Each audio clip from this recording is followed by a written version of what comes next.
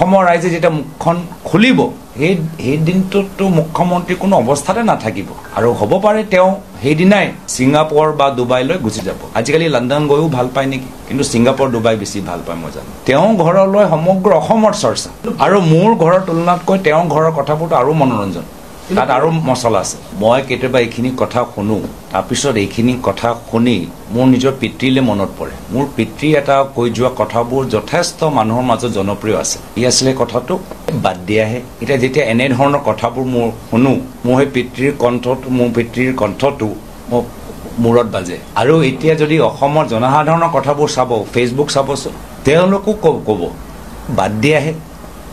মুখ্যমন্ত্ৰীৰ পৰা আমি এইবোৰ কথা শুনিবলৈ বিচাৰোঁ নেকি? মুখ্যমন্ত্ৰী এইবোৰ কথা কৈ তেওঁ নিজৰ মানসিক অস্থিৰতা দেখাই দিছে। মুখ্যমন্ত্ৰী এনেধৰণৰ কথাবোৰ কৈ তেওঁ নিজে কিমান শংকিত তাৰহে উদাহৰণ দি আছে।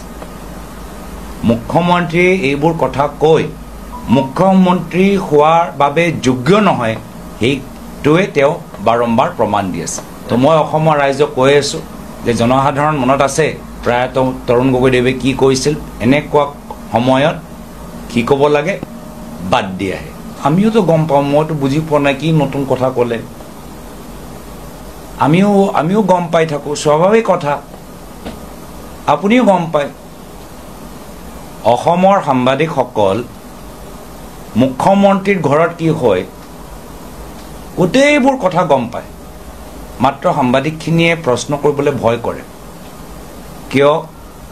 যে চেনেলৰ মালিকজনক মুখ্যমন্ত্ৰী বা তেওঁ এজন ঘনিষ্ঠ মন্ত্ৰীৰ পৰা ফোনটো যাব, চেনেলৰ মালিকক যি এডভাৰটাইজমেণ্টৰ পইচা দিব লাগে চৰকাৰেতো নিদিয়ে। আৰু সাংবাদিকখিনি বাদ দিয়ক, আজি গুৱাহাটীৰ ভিতৰত প্ৰতিটো ঘৰৰ ভিতৰত, অসমৰ ৰাইজৰ প্ৰতিটো ঘৰৰ ভিতৰত চৰ্চা যে মুখ্যমন্ত্ৰী আৰু তেওঁ ব্যক্তিগত জীৱনত কি ধৰণৰ কেলেংকাৰী, কি ধৰণৰ ভ্ৰষ্টাচাৰ আজি তেওঁ এটা পৰিৱেশত আছে। তেওঁ বাদ দিয়ক, সমগ্ৰ অসমৰ, মোক বাদ দিয়ক বা আপোনালোকক বাদ দিয়ক, সমগ্ৰ অসমৰ মানুহ জানে ঘৰৰ ভিতৰত চৰ্চা। তো সেইকাৰণে তেওঁ আমাৰ ঘৰলৈ চৰ্চা কৰি থাকক, সুস্থ ভাল যদি পায় কৈ থাকক।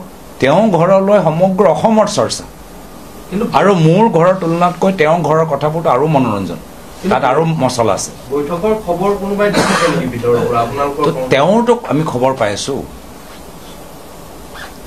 আৰু তেওঁতো খবৰ দিবও নালাগে। তেওঁ যি ধৰণৰ কথাবোৰ কৈছে সেইটোৱেতো তেওঁ মনত কিবা লৈ অস্থিৰ, তাৰেতো প্ৰমাণ তেওঁ নিজেই দি আছে।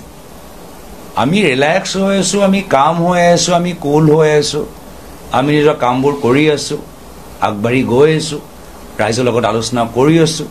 এটা নতুন অসম, এটা নতুন সপোনৰ সৃষ্টি কৰিবলৈ ৰাইজৰ মাজত আমি যাবলৈ চেষ্টা কৰিছোঁ। ৰাইজৰ পৰা যথেষ্ট আমি সহায় লাভ কৰিছোঁ, পৰামৰ্শ লাভ কৰিছোঁ।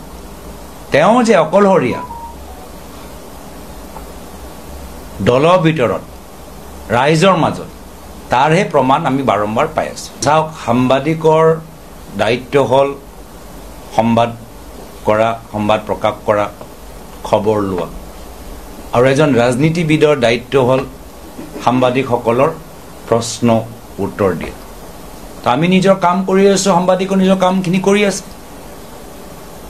সেই বিভিন্ন মই ক'লোতো, আপোনালোকে মুখ্যমন্ত্ৰীৰ ঘৰৰ কথা মোতকৈ বেছি ভালদৰে জানে, আৰু আপোনালোকেও জানে যে কিমান আইন উলংঘ হৈছে, কিমান কৰোৰ টকা সম্পত্তি আছে, ধন আছে, হেলিকপ্টাৰ কেনেদৰে ব্যৱহাৰ কৰা গৈছে, মোতকৈ বেছি ভালদৰে আপোনালোকে জানে।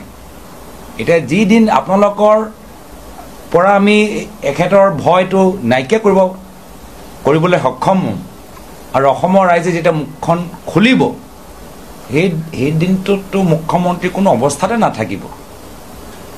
আৰু হ'ব পাৰে তেওঁ সেইদিনাই ছিংগাপুৰ বা ডুবাইলৈ গুচি যাব।